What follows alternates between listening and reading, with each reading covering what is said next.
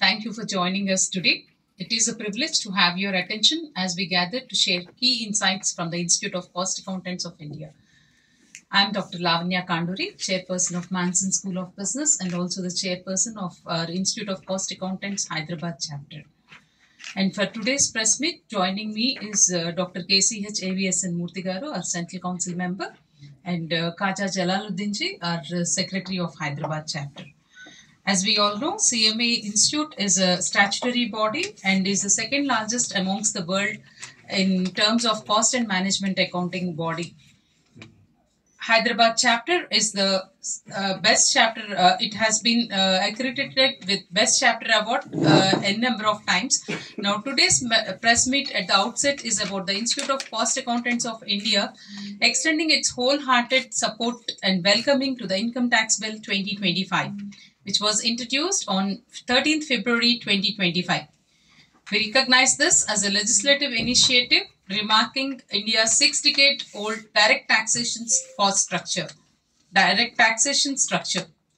This progressive step clearly reflects government's unwavering support to introduce fundamental structural changes that will contribute significantly to achieve the vision of ease of doing business and fostering a more taxpayer-friendly ecosystem. As a premier professional body, the Institute of Cost Accountants of India is committed to contribute meaningfully to the realization of the nation's Vision 2047, Viksit Bharat 2047. In this context, we firmly believe that specialized expertise of cost accountants in taxation, compliance, cost control, financial planning, strategic planning, and other important areas, we are competent enough to be considered as we have been submitted a comprehensive memorandum to the Lok Sabha urging the inclusion of cost accountant in the definition under section 515(3)(b) of the Income Tax Bill. We have been qualified to be the internal auditors as per the Companies Act 2013. So we request that we have already been proven, and now I request our Murthy sir to speak furthermore about this. Good morning to all of you. Ours is a statutory body recognized by Parliament of India 60 years back. We have got around 1 lakh qualified members in the country abroad, and we have got students of 5 lakhs on our roads. From the beginning, friends, if you recall, CA people will do financial audit. We, cost accountants, will do cost audit as per Company Act. This is the difference between a CA and a cost auditor. We are good at cost audit. They are meant for financial audit. Gradually, GST Act, Company Act, SEBI rules, and many other enactments have recognized CMAs at par with. We are at par with chartered accountants. We have made request to the Government of India in 2009 that we, cost accountants, should be included in the definition of the accountant as per Income Tax Act. Please note that as per Income Tax Act prakaram, they can do tax audit. They meet CS. We are not allowed to do tax audit as per the law. But what we have told government is, look, we are also equally qualified. We have same syllabus, same training, everything is equal. Kindly give a chance to do tax audit. Why? See, as of today, the number of accountants in the country are very, very less. I am referring to qualified accountants who do audit are very less. The country to become Viksit Bharat needs more qualified people. So what we thought is, we told government is, look, you wanted to go for Viksit Bharat. To make it Viksit Bharat, we should have two things. Ease of doing complaints tax is very very important. GST, income tax, ఒకటి ప్రత్యక్ష పన్ను, ఇంకోటి పరోక్ష పన్ను. ఈ పన్నుల్లో complaints చేస్తే ఆటోమేటిక్గా మీరు చూసే ఉంటారు. వారణాసి కాదు, ప్రయాగరాజ్లో 1000 కోట్లు జిఎస్టీ వచ్చిందండి. 1000 కోట్లు జిఎస్టీ గవర్నమెంట్ ఆఫ్ ఉత్తరప్రదేశ్కి ఆదాయంగా వచ్చింది. అంటే 1000 కోట్ల ఆదాయానికి మనందరం ఈ 40 కోట్ల మంది బాధ్యులయ్యారు, పరోక్షంగా ప్రత్యక్షంగా. అంటే కంట్రీ నిలవాలంటే ట్యాక్సెస్ రావాలి, ట్యాక్సెస్ ఫాలో అవ్వాలి. ఆ కంప్లైంట్స్కి అటు చార్ట్ అకౌంటెంట్లు మంచివాళ్ళు, ఇటు సీఎం మరియు మేము ఫస్ట్. అందువల్ల మాకు ఛాన్స్ ఇవ్వమని మేము రిక్వెస్ట్ చేస్తాం. బిల్లు తయారు చేసినప్పుడు కలిసాము, వాళ్ళు మాకు ప్రామిస్ చేశారు. కానీ అన్ఫార్చునేట్లీ బిల్లు ప్రవేశపెట్టే వాళ్ళకి మా పేరుందరూ లేదు. మేమేం చేస్తామంటే ఒక మెమోరాండం తయారు చేస్తాం. ఈ మెమోరాండాన్ని ఫైనాన్స్ మినిస్టర్ గారికి, ఆర్థిక ప్రధానమంత్రి గారికి, అందరు ఎంపీలకి ఇచ్చామండి. ఇచ్చాం.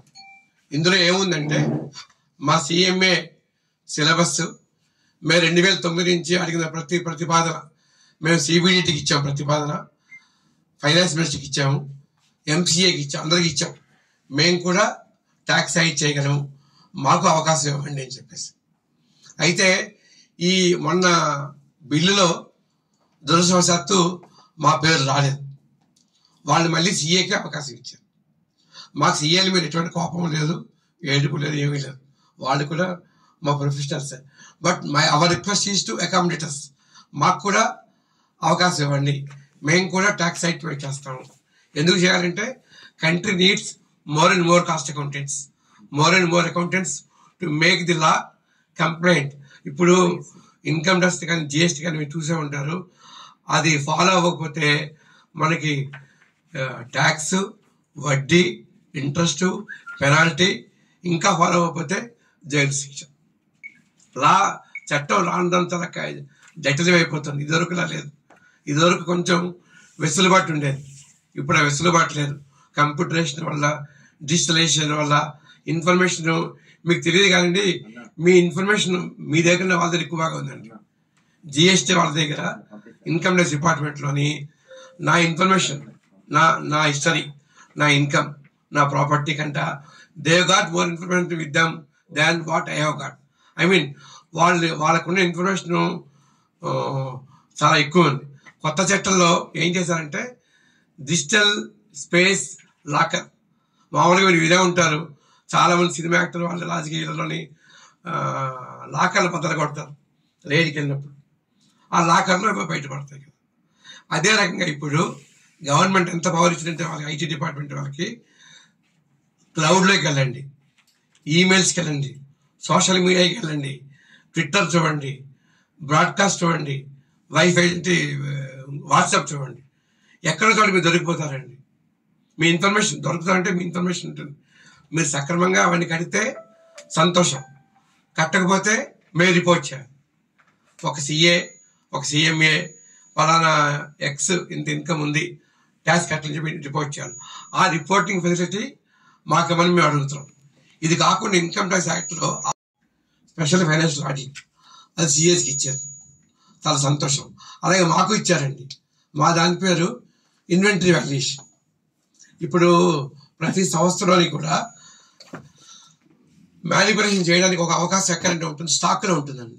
స్టాక్ని మనం లెక్కించాలి, వాల్యూ చేయాలి. Physical counting, valuation. కౌంటింగ్లో తప్పు చేయొచ్చు కావాలని చెప్పేసి, వాల్యుయేషన్లో తప్పు కూడా చేయొచ్చు. ఇది ఈ వస్తువు 5 రూపాయల, 6 రూపాయలు. నాకు ప్రాఫిట్ కావాలనుకోండి 10 రూపాయలు ఇస్తా, నష్టం అనుకోండి 3 రూపాయలు వేస్తాను. ఇది 3 ఎవరు సర్టిఫై చేయాలి? ఇది 6 ఎవరు సర్టిఫై చేయాలి? ఇది 7 ఎవరు సర్టిఫై చేయాలి?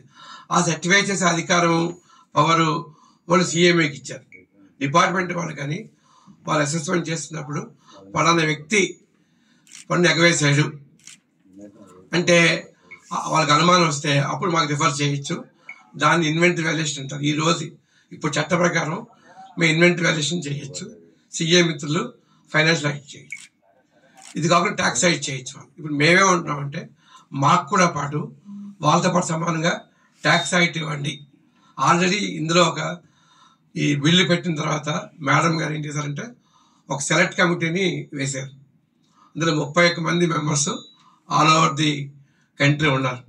మేము 31 మందిలోని 25 మంది కలిసామండి. మన రాష్ట్రంలో ఈటల రాజేంద్ర గారు ఉన్నారు, పొరుగు రాష్ట్రంలో ప్రసాద్ రావు గారు ఉన్నారు, బెంగళూరు, కర్ణాటక, కేరళ, సౌత్, నార్త్ అన్ని చోట్ల ఉన్నారు. మేము అందరం మొత్తం కౌన్సిల్ మెంబర్స్ అందరూ కూడా కలిసి ఈ హైదరాబాద్ చట్టం సహాయంతో అందరినీ కలిసాము. అందరికీ కలిసి ఈ మెమోరాండం ఇచ్చి మాకు న్యాయం చేయండి, please do justice for the cost accountants. ఇది బ్యాక్గ్రౌండ్. ఈ బ్యాక్గ్రౌండ్లో ఈ మెమోరాండం ఇచ్చాము. ఇప్పుడు ఆల్రెడీ సెలెక్ట్ కమిటీ కలిసింది, మమ్మల్ని పిలుస్తుంది ఎప్పుడొకప్పుడు. మా వాళ్ళు వెళ్ళి మళ్ళీ మా కేసుని మేము రిప్రజెంట్ చేస్తాము. ఇది బ్యాక్గ్రౌండ్. ఈ నేపథ్యంలో మీకు ఏమైనా డౌట్లు ఉన్నా, నేను చెప్పిన అర్థం కాకపోయినా please come back to me. I'm able to support with the chairman of the chapter Lavanya madam and secretary Jalal. మా ఒకటే కంటెన్షన్, జిఎస్టీలో కానీ, సెబీలో కానీ, కంపెనీలలో కానీ, మిగతా ఎన్నో చట్టాల్లో మాకు వాళ్ళకి సమానంగా అవకాశం ఇచ్చారు. ఇప్పుడు కూడా సమాన అవకాశం ఇవ్వండి, మేము కూడా ట్యాక్స్ రైట్ చేస్తాం.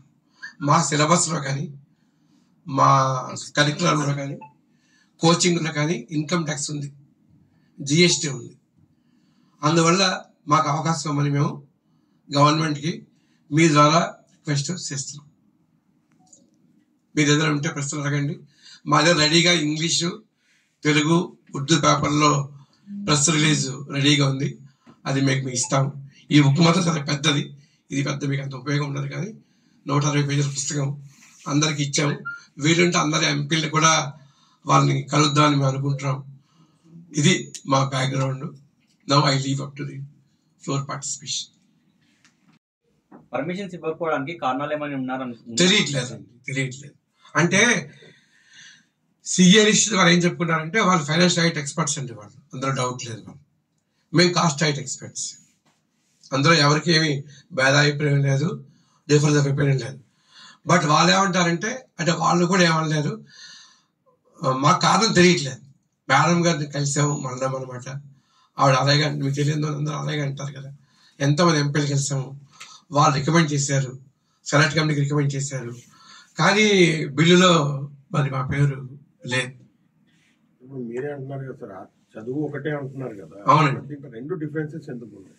అదే మాకు అర్థం కావట్లేదు. అది through you we want to ask the finance minister, we want to request the finance minister through you kindly include cost accountants and give us an opportunity to do tax audit. మనకున్న మినిస్టర్లు కూడా మంచి చదువుకున్న వాళ్ళే, అందరూ బాగా తెలిసిన వాళ్ళే.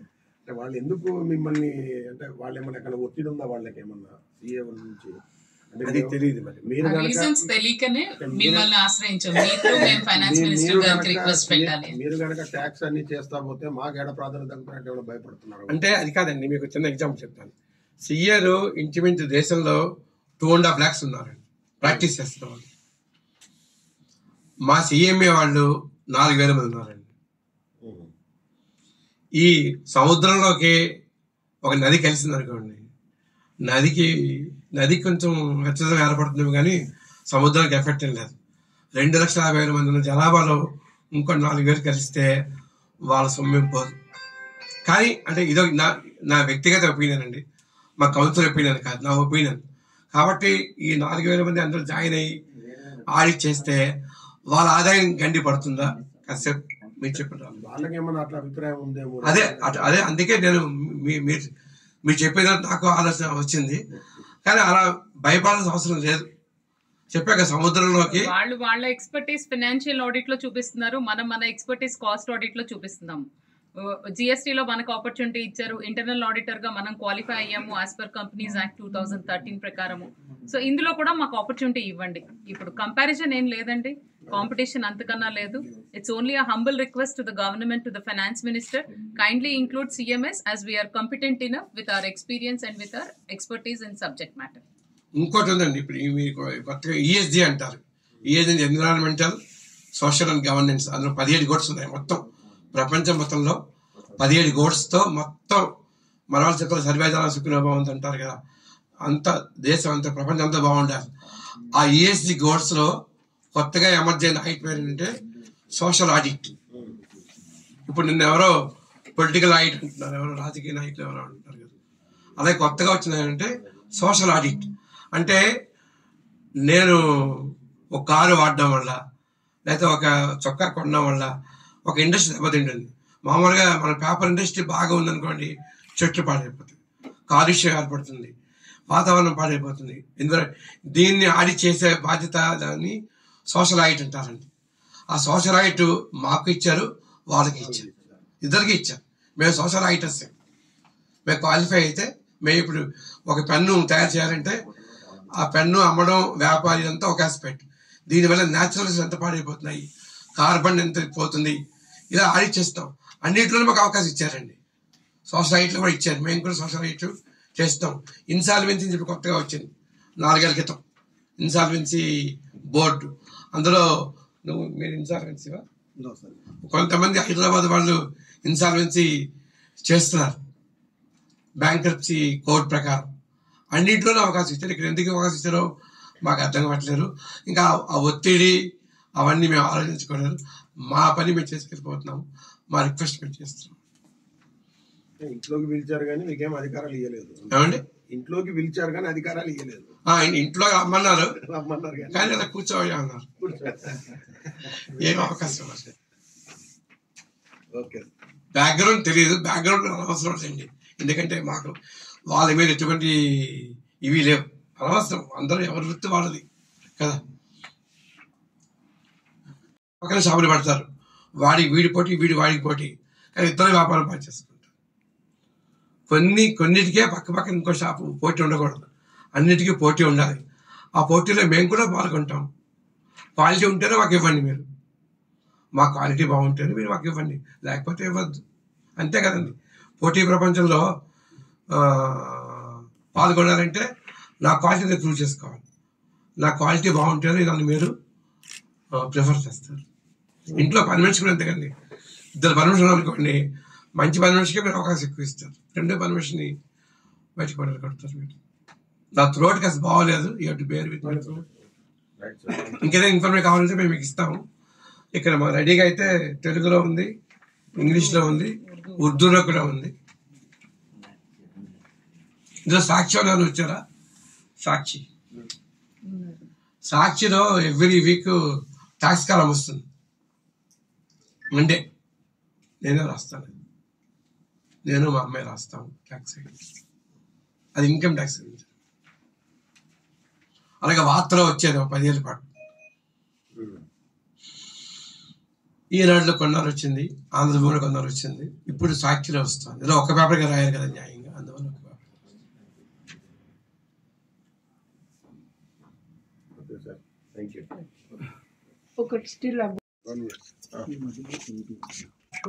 Since 2009, we, the Institute of Cost Accountants of India, is requesting CBDT and the Minister of Finance to include us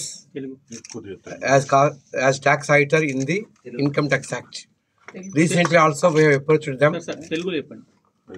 2009 నుంచి కూడా మేము కాస్ట్ అకౌంటెంట్ని, మమ్మల్ని ఇన్కమ్ ట్యాక్స్ పరిధి ప్రకారం ట్యాక్స్ ఆడిట్ చేయడానికి అనుమతి అడుగుతూ ఎన్నో అర్జీలు పెట్టాము. కానీ అది ఇంతవరకు సఫలీకృతం కాలేదు. మళ్ళీ మొన్న బిల్లులో కూడా అందరిని రిక్వెస్ట్ చేసాము, మాకు కూడా ట్యాక్స్ యాక్ట్ ఇవ్వమని చెప్పేసి. ట్యాక్స్ యాక్ట్ చేయాలంటే ఇన్కమ్ ట్యాక్స్ యాక్ట్ ప్రకారం మా అకౌంటెంట్ డెఫినేషన్లో ఒక నిర్వచించబడి ఉండాలి. ఆ నిర్వచనంలో మా పేరు లేదు. మొన్న మేడం గారు రిక్వెస్ట్ చేసాము, రిక్వెస్ట్ చేస్తే మాకు కూడా ట్యాక్స్ యాక్ట్ ఇవ్వమని చెప్పేసి మేము రిక్వెస్ట్ చేసాము. ఎందుకంటే ఈ దేశానికి వికసిత భారత్కి వైపు వెళ్ళడానికి చాలామంది అకౌంటెంట్స్ ఆడిట్ రూపంలో అవతరించాలి. అలా ఉంటేనే ట్యాక్స్ కంప్లైంట్స్ రిపోర్ట్ చేస్తేనే వికసిత భారత్కి మనం దోహదపడ్డవాళ్ళు అవుతాం. అందులో భాగస్వాములు కావాలంటే మాకు కూడా ఒక అవకాశం అని చెప్పి మేము గవర్నమెంట్ని రిక్వెస్ట్ చేస్తున్నాము. దీనికి మేడం పార్లమెంట్ ఒక కమిటీ వేశారు. ఆ కమిటీలో 31 మంది మెంబర్ ఆఫ్ పార్లమెంట్స్ ఉన్నారు. వాళ్ళలో మేము 25 మంది ఆల్రెడీ కలిసాము, వాళ్ళు రిక్వెస్ట్ చేస్తాము. ఇంకా మిగతా కూడా చాలామంది ఎంపీలని కలిసి మాకు అవకాశం ఇవ్వాల్సిందిగా ఆర్థిక మంత్రి గారిని, ప్రధానమంత్రి గారిని అడుగుతున్నాము. ఇందులో భాగంగానే ఈరోజు ఈ ప్రెస్ కాన్ఫరెన్స్ నిర్వహించాము. ఓకేనా? తెలుగు. సో మీ ద్వారా మన ఫైనాన్స్ మినిస్టర్ గారికి ఒక హంబుల్ రిక్వెస్ట్ మా నుంచి ఏంటంటే, ఇంతకుముందు మాకు అవకాశం ఇచ్చారు సోషల్ ఆడిట్లో, సెబీలో, ఇన్సాల్వెన్సీలో, జిఎస్టీలో. సో ఇప్పుడు కూడా మాకు అవకాశం ఇవ్వండి ట్యాక్స్ ఆడిట్లో, ఎందుకంటే మేము కూడా కాంపిటెంట్ ఇన్నఫే, మా సబ్జెక్ట్స్ కానీ, మా సిలబస్ కానీ, మా ఎక్స్పర్టీస్ కానీ మాకు కూడా ఆపర్చునిటీ ఇవ్వండి. అన్నీ కూడా వాళ్ళకి ఈక్వల్ కాంపిటెన్సీతో, మాకు ఈక్వల్ కేపబిలిటీస్తో మేము ముందుకు వస్తున్నాము. So a kind request to Finance Minister, kindly give us an opportunity to do tax audit. Okay.